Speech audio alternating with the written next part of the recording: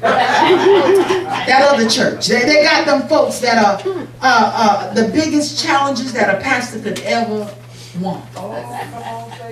That other church. They got people that like to talk too much. They love gossiping. They love complaining. They love to criticize. They ain't gonna do nothing, but they gonna criticize. You get up here and direct the choir. Oh, he ain't got to do all of that. I don't see you up here directing the choir. But they like to criticize. They like to participate in things that are ungodly, thinking that don't nobody see them.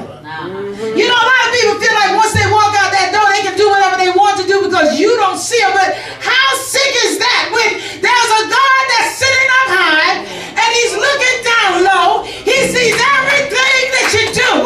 He sees every place that you go. He hears every lie that you tell. He sees every disturbance that you make. All right now. You preach it right, preach. People. If it wasn't no people, well, the church would be okay.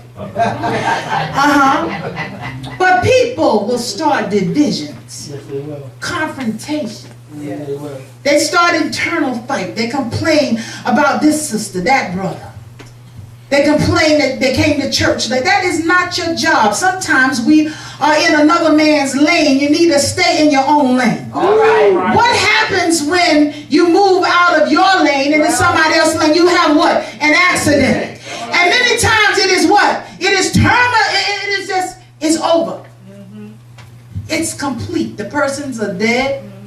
You can't even walk. Maybe you can't talk. You just a mess. You know why? Because you have crossed over into somebody else's lane. All right.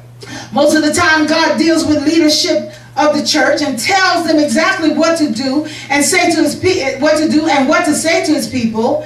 This is a significant learning point. Amen. That we should take from Moses' story. Remember, God never addressed the congregation.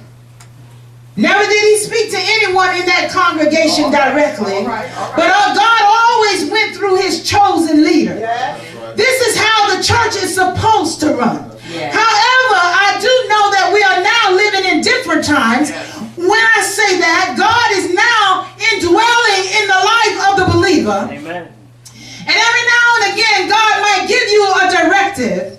But I want to let you know today that God recognizes spiritual order. Yes, he does. Amen. God will not give you any directive as to how to run this church. God will not give you a directive as to what your pastor should do. God will speak to your leader. Amen. And even if he gives you a job, God is going to confirm it. That is what's wrong in our churches today. People are running all over leadership. All right. Come on. That's right. Watch your step. God has established government in every area of life. Come on. The family, who's the head? The husband. Amen. If he's there. Or the man. Because sometimes they disappear too. Okay? Who's the head in the church? The pastors.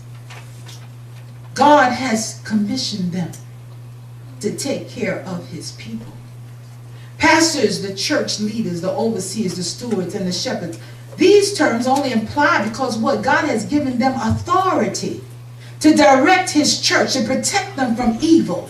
It is the shepherd's job to protect you from false teaching.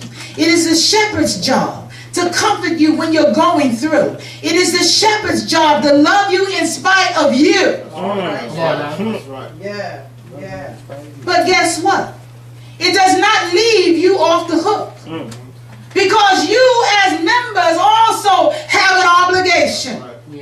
You have to, what did the Bible say? Bestow honor and respect to those that are in charge or over you.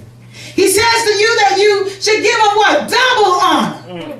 In other words, you're supposed to financially support them. Anything that you can do to help them, you should be right there. Everybody should be an armor bearer. There's no reason, amen, that pastors should have to go through so much and struggle so much, amen, because of people and their disobedience. When you're like that, you better watch your step. Because you're about to forfeit your inheritance. And I'm not talking about I'm talking about any little blessing. Sometimes God's got blessings lined up for you, but guess what? You